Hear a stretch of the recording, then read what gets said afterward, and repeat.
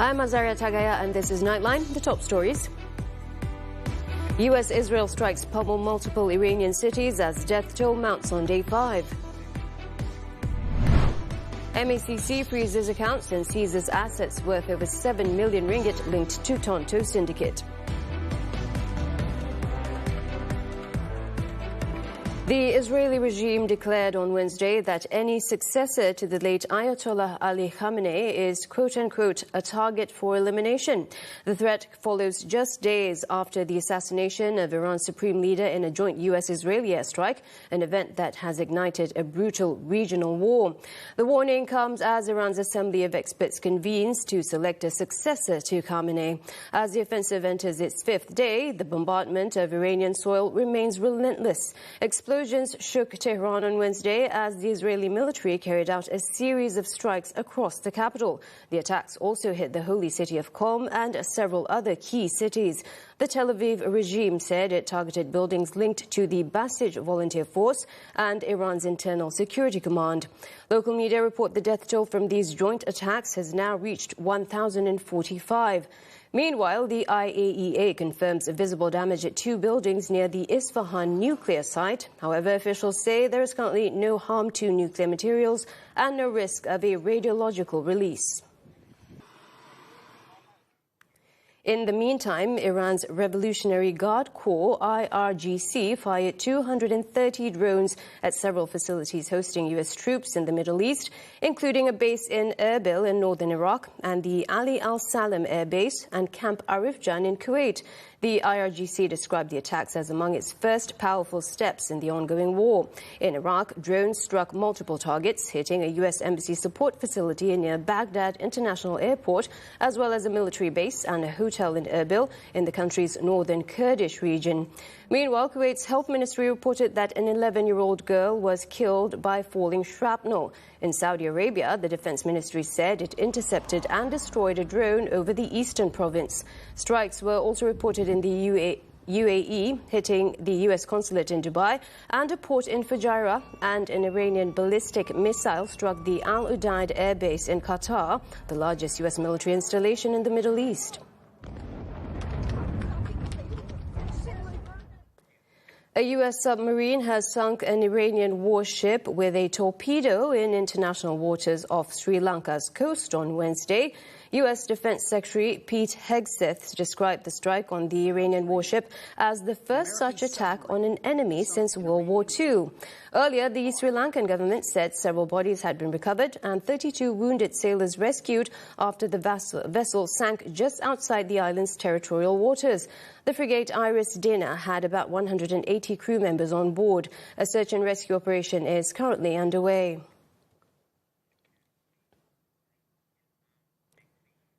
Now, U.S. President Donald Trump expressed his frustration after Britain, a long-standing U.S. ally through both world wars and the Iraq and Afghanistan conflicts, chose not to join the U.S.-Israeli assault on Iran. I'm not happy with the U.K. either. That island that you read about, the lease, okay, he made it for whatever reason, he made a lease of the island. Somebody came and took it away from him. And it's taken 3-4 days for us to work out where we can land there. It would have been much more convenient landing there as opposed to flying many extra hours. So we are very surprised. This is not Winston Churchill that we're dealing with.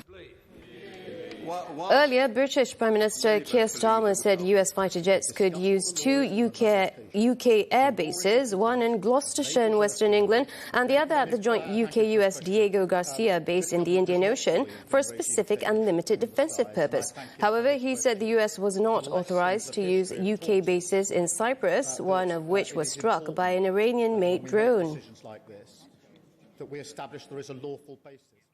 Return to the negotiating table under the auspices of the United Nations. This call comes from the Council of Presidents of the United Nations General Assembly as the West Asia war rages on. The Council also wants to see an urgent de-escalation of the conflict and an immediate cessation of hostilities. Nightline's Mohammad Nadir Asfar has the details.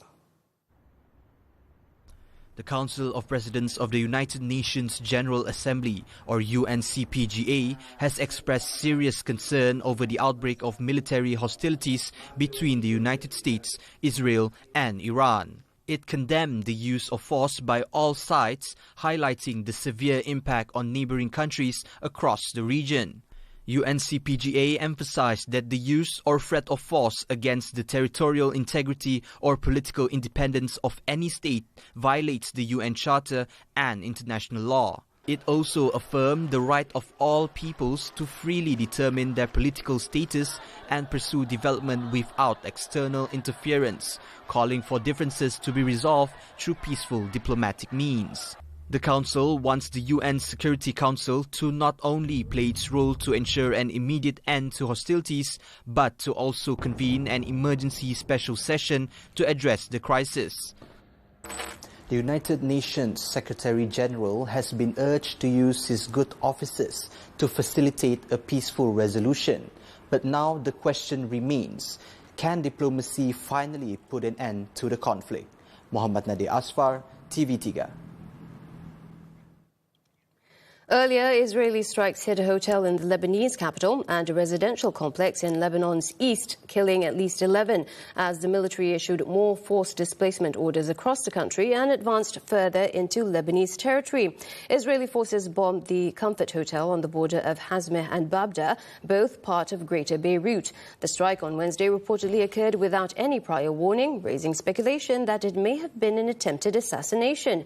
Further attacks were reported in Beirut's southern suburbs, with the Israeli military saying it was targeting Hezbollah in the densely populated civilian area. In eastern Baalbek, at least 5 were killed when a residential building in Al-Matraba was struck, while air attacks on Aramoun and Sadiat killed 6 more. New evacuation orders were issued for residents of the Harith Khik neighborhood in Beirut's southern suburbs. Over 50 people have been killed in Lebanon since Israeli strikes escalated the conflict. Malaysia Airlines has temporarily resumed flights to and from Jeddah and Medina until Sunday. The national carrier had previously suspended services to both destinations due to the ongoing war in the region. In a statement on Wednesday, Wisma Putra said the Malaysian Consulate General in Jeddah will continue to liaise with relevant authorities to support the welfare arrangements for stranded Umrah pilgrims. It is also monitoring developments related to the gradual resumption of flights to Jeddah and Medina. Meanwhile, Malaysia's diplomatic missions in other West Asian countries continue to maintain close contact with local authorities to assist citizens affected by travel disruptions. Consular officers are also carrying out welfare and needs assessments based on the situation, prioritizing those experiencing extended transit periods or requiring temporary accommodation. Malaysians are also strongly advised to defer all non-essential travel to Iran, Iraq, Jordan, Kuwait, Qatar, Bahrain and the UAE, as the Foreign Ministry's official travel advisory remains in force. Now, the Malaysian Anti-Corruption Commission has frozen bank accounts and seized assets worth more than 7.6 million ringgit in connection with its investigation into a Tonto syndicate that allegedly protected commercial vehicles involved in various traffic offences. MACC Chief Commissioner Tan Sri Azambaki said 18 individuals, including 4 officers from the Road Transport Department, or JPJ, and 4 traffic policemen, were detained under Op Middleman, launched last week. In addition to cash in various foreign currencies, the MACC also seized 25 luxury vehicles valued at 2.5 million ringgit and jewellery worth more than 40,000 ringgit.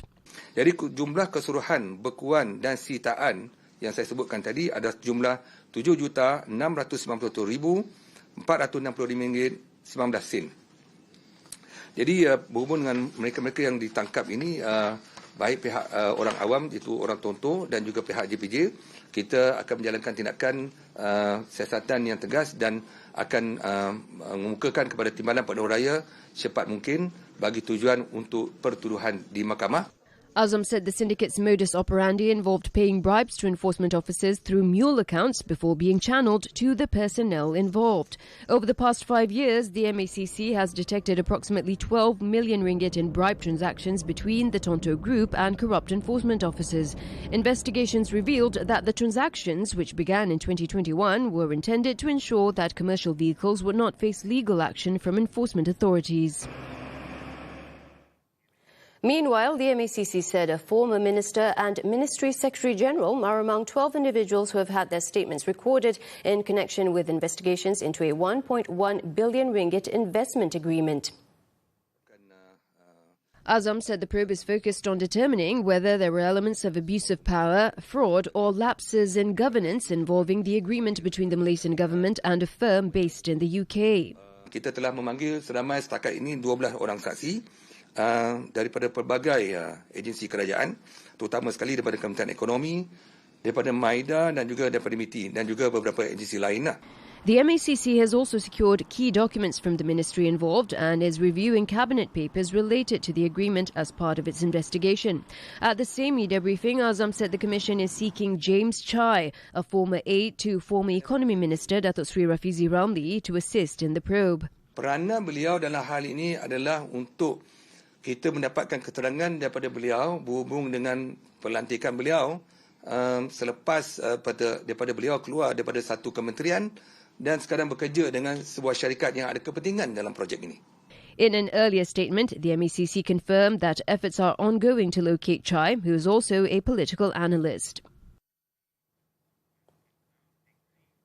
In another development, the MACC opened a third investigation into alleged irregularities involving conglomerate IJM Corporation Berhad, this time focusing on Sunway Berhad's recent acquisition of shares in the company. Ada satu tambahan lagi siasatan melibatkan isu takeover shares oleh pihak Sunway, yang ini juga adalah satu siasatan tambahan yang dijalankan oleh pihak Ispadam dan kami juga sedang melihat apakah isu rasuah, salah guna kuasa dan juga isu tata kelola dalam hal ini. Two previous investigation papers were opened concerning suspected money laundering of approximately 2.5 billion ringgit invested in the United Kingdom, as well as a corruption case involving a project linked to the company's top management. 12.5 million Malaysians have utilised over 1 billion ringgit in funds under the Sumbangan Asas Rahmah or SARA assistance within a period of 3 weeks. Prime Minister Datuk Sri Anwar Ibrahim said the SARA for All initiative is the result of savings generated through the restructuring of the nation's finances. In a statement on Wednesday, Anwar said sales on the first day of the aid rollout this year reached 97 million ringgit, nearly double the amount recorded last year. The upgraded system has also improved efficiency, preventing disruptions to the public's shopping experience. Improvements made to the SARA system now allows it to process more than 11,000 transactions a minute without any delays or interruptions. The Prime Minister noted that the government had successfully plugged leakages, streamlined governance and returned the savings to the people.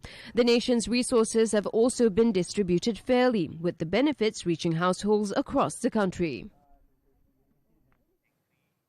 The constitutional amendment to limit the Prime Minister's tenure to 10 years will be retabled in the next parliamentary session in June.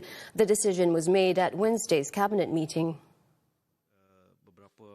Communications Minister Datuk Fahmi Fadil said the government hopes the proposed amendment, which is aimed at strengthening Malaysia's democratic framework, will receive bipartisan backing when it is brought forward once again. Seharusnya semua ahli parlimen memahami bahawa usaha ini adalah untuk memastikan tidak lagi berlaku satu keadaan di mana Perdana Menteri berasa bahawa dia akan dan dia boleh melakukan apa sahaja kerana boleh berkuasa sehingga bila-bila. The proposed amendment previously failed to secure the required two-thirds majority in the Dewan Rakyat, falling short by 2 votes of the 148 needed during a block vote. The Special Cabinet Committee on National Governance has agreed to implement live streaming of corruption trials at the Court of Appeal level for public viewing.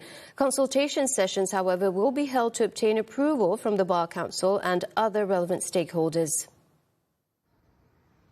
The decision was made by the committee, chaired by Prime Minister Datuk Sri Anwar Ibrahim, as part of efforts to enhance transparency in the judiciary. Minister in the Prime Minister's Department for Law and Institutional Reform, Datuk Sri Azalina Othman Said, in a written reply to Parliament, said the live streaming reflects the government's seriousness in combating corruption. It is also to enhance public confidence in the country's judicial system. Previously, the MECC had proposed that high-profile corruption trials be broadcast live. In Pulau Pinang, PKR's Bukit Tambun Assemblyman Goh Chun Ek has been appointed as a state executive councillor, replacing party colleague Fahmi Zainul. The move comes after Fahmi, who is also Pantai Jereja Assemblyman, was removed from the state administration on Wednesday in connection with his ongoing court case. Announcing the matter at his office in Komtar, Chief Minister Chow Kon Yeow said Fahmi has been removed from his position as an EXCO member with immediate effect following a request by the PKR leadership. Sudah bertemu dengan Yang Berhormat awal pagi ini dan Yang Berhormat menerima keputusan ini.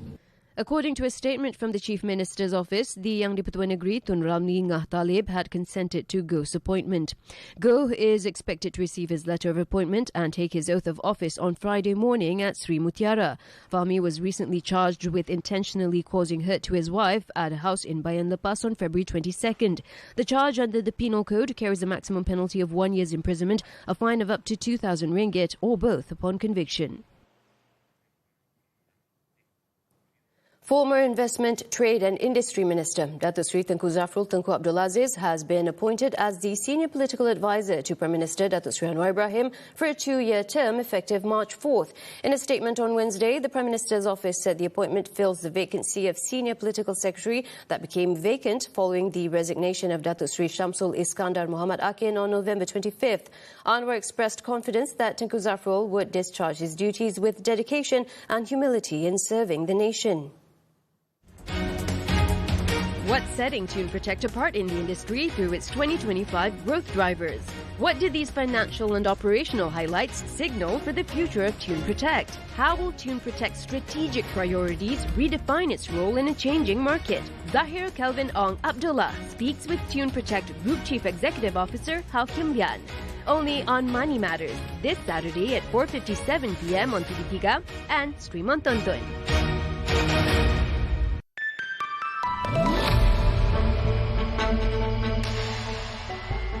Malaysia's trade has been only minimally affected by the West Asian War. Deputy Investment, Trade and Industry Minister Sim Zi Zin said the impact is less than 0.1% of total trade.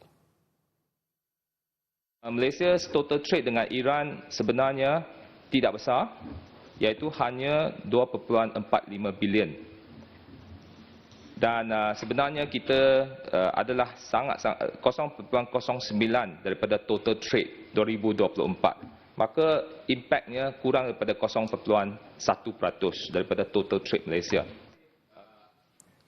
Sim was responding to a supplementary question on the current conflict's impact on Malaysia's export sector, particularly due to the continued disruptions to shipping through the Strait of Hormuz. He added that so far only the petroleum and natural gas imports from Iran have been affected, and even that impact is minimal as Malaysia does not import much from there. The European Commission is just about to unveil plans to boost the competitiveness of the US's manufacturing sector during its drive to decarbonize and avoid reliance on cheap Chinese goods by setting local content requirements. The intensely debated Industrial Accelerator Act, or IAA, will set low-carbon and made-in-Europe requirements for public procurement of or subsidies for making aluminium, cement and steel and technologies including wind turbines or electric vehicles. The IAA aims to ensure that by 2035, manufacturing represents 20% of the European Union's national output from 14%. The Commission has delayed the proposal numerous times due to disagreements about its content, with changes made even as late as this week.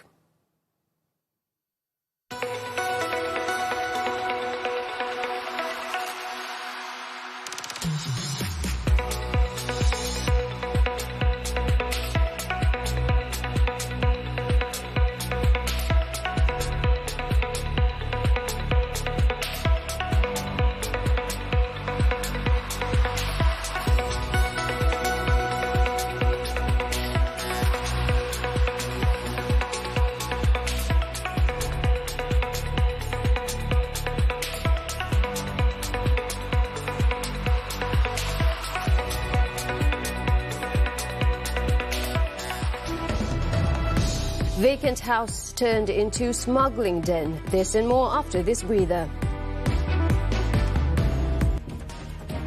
unlocking the future of business. From industry evolutions to policy changes, we go beyond the headlines. Deep insights, sharp analysis. Understanding the forces driving tomorrow's economy. Key financial insights that drive decisions. This is Money Matters, every Saturday, 5 p.m. Only on TV3 and stream now on Tonton. Dia macam main elastik ni, kita ni nak gayakan macam mana kita elastik. Bila kita tenang, okey kita boleh in target lah. Memang seronok lah. Masa kecil-kecil, tak ada permainan lain dah. Melainkan biji getah. Ni lah, kecubung jeli original. Batu kecubung jeli ni terkenal sampai ke luar negara dah. Satu hari, kita rakyat akan dapat dalam 7,000 biji. Muzik yang laju dia. Impian saya boleh rekod, orang ramai boleh dengar. Jom 30 hari, 30 level up iman. Tingkatkan pahala, kurangkan mengata. Let's score. Buat apa tanya AI kalau boleh, tanyalah Ustaz. Akan ada pertolongan daripada kedua-dua amalan. Jangan pendam sendiri, share je di Jurnal Muslim. Mengapa kita menafikan? Kila, lepak more with Sembang Sahur. Kurma dan air zam-zam. Tahan sampai pukul 2.30. Sama-sama Ramadan, sama-sama berkat. Di TV3. Baca doa ke? Allah Akbar, lupa. Bismillahirrahmanirrahim. Allahumma aftahli abwaba rahmatika. Ya Allah, bukakanlah pintu-pintu rahmatmu untuk kami. Amin ya rabbal alamin. Lagi satu jangan lupa, kita kena niat iktikaf dulu. Okey. Bismillahirrahmanirrahim. Nawaitu li'iktikaf fil hadzal masjid lillahi ta'ala. Sahaja aku beriktikaf dalam masjid ni kerana Allah Ta'ala. Baru boleh masuk. Ini tak lupa. Jom. Sorry lah. Back with us on Nightline, the Malaysian who was reported dead in a helicopter crash in the Philippines on Tuesday has been identified as the farm director of a well-known Malaysian dairy company. The aircraft had been en route to a potential farm site when it reportedly encountered engine trouble.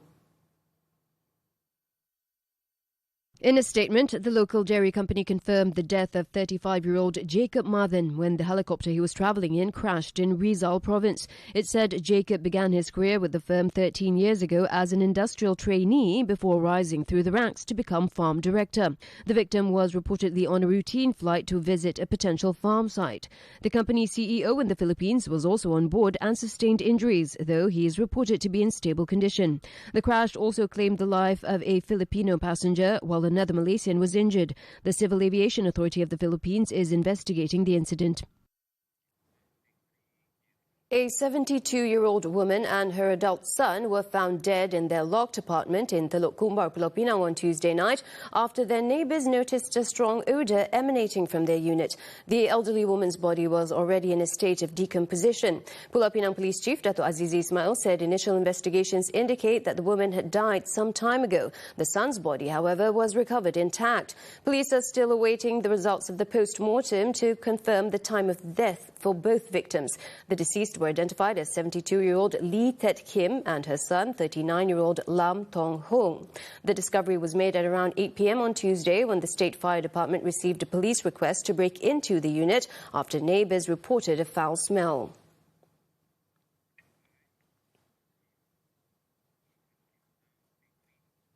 A customs operation in Cebu has uncovered a syndicate using a vacant house to store smuggled cigarettes and liquor.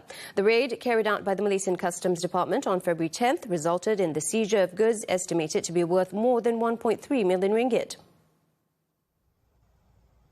During the 9:20 a.m. operation at a property along Jalan Teku Lama, officers confiscated some 1.5 million sticks of cigarettes and over 1,500 litres of alcoholic beverages believed to be unpaid in duties. Semua barang tersebut telah disita untuk siasatan lanjut. Nilai sitaan rokok dan minuman keras tersebut dianggarkan berjumlah RM243,551.52. Initial investigation suggests that the syndicate used the vacant house as a temporary storage point to avoid detection before distributing the goods to the local market. The case remains under investigation and authorities are working to identify those responsible. The UK cracks down on student visas. The details when Nightline returns. Mekok meninggal pada tahun 2015. Meninggal sebabkan sakit dalam perut, sakit usus lah. Dalam proses rawatan tu lah dia pergi. Waktu tu anak-anak masih kecil dan anak-anak masih tak faham apa itu kehilangan seorang ayah kan. Dia tak rasa sangat waktu tu sebab tak tahu apa yang terjadi betul-betul. Lepas tu, lepas pada tu, apa rasa mana ayah pergi apa rumah kan. Rasa sunyi ya.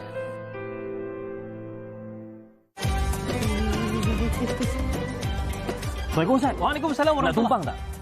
Saya nak pergi masjid ni. Betul ke ni? Iya. Untuk Mori nanti saya belanja awak roti John Lele. Wah, hidup lebih berkat kalau selalu tolong orang. Sama-sama Ramadan, sama-sama berkat di TV3. Terima kasih cikgu. Ibu bapa di luar sana jangan pernah berasa malu sekiranya anda mempunyai anak berstatus OKU. Sebaiknya lakukanlah ini. Dapatkan pengesahan kesihatan dari pakar. Carilah kumpulan sokongan yang sesuai dan reach out. Kenal pasti peluang pendidikan yang tersedia. Kenal pasti peluang dan inisiatif latihan pekerjaan.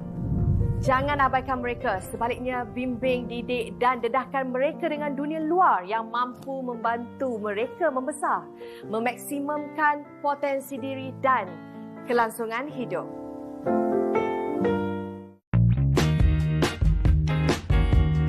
Letih lah.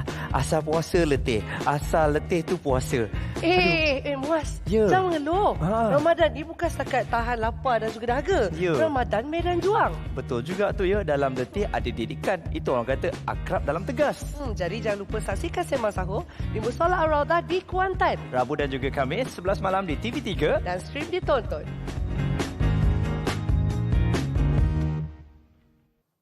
On to foreign news now. The United Kingdom announced on Tuesday that it will end study visas for nationals from 4 countries, Afghanistan, Cameroon, Myanmar and Sudan, and will also stop issuing work visas for Afghans. The decision follows a major rise in asylum claims by students on study visas, with claims from Afghans on work visas now exceeding the number of visas being issued. Home Secretary Shabana Mahmood said Britain will continue to provide refuge to people fleeing war and prosecution, but warned that the visa system must not be abused. The new legislation, taking effect Thursday through changes to immigration rules, signals a tougher, more hardline approach to migration policy. Nepali women who risked their lives in last year's anti-corruption protests will be largely absent from Thursday's election ballots as candidates. Voters will elect 275 members to the House of Representatives, the lower chamber of Parliament, 165 through direct contests, and 110 through a party list proportional representative system. Just 10% of the more than 3,400 candidates running in the direct vote are women. The September unrest demanded the end of an entrenched political elite and the rise of a new generation of leaders, ultimately ousting 4-time Prime Minister KP Sharma Oli.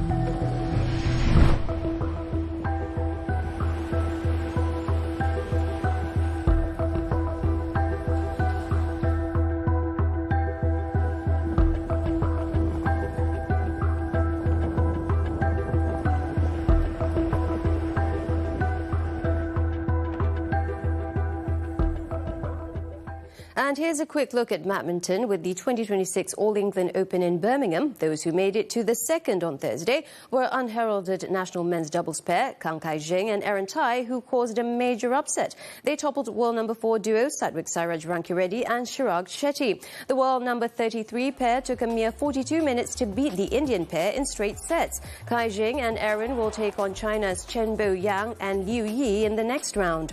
Also through to the second round were men's doubles pair Man Wei-chong and T. Kai-won, who defeated Taiwanese twin pair Li Fang-chi and Li Fang-jin 21-17, 21-16. Meanwhile, mixed doubles pair Go Sun-hwat and Chevon Lai have little trouble defeating the home duo Callum Hemming and Estelle Van Leeuwen 21-14, 21-12. Up next, they will face China's world number 2 pair Zhang Jinbang and Wei Yajin.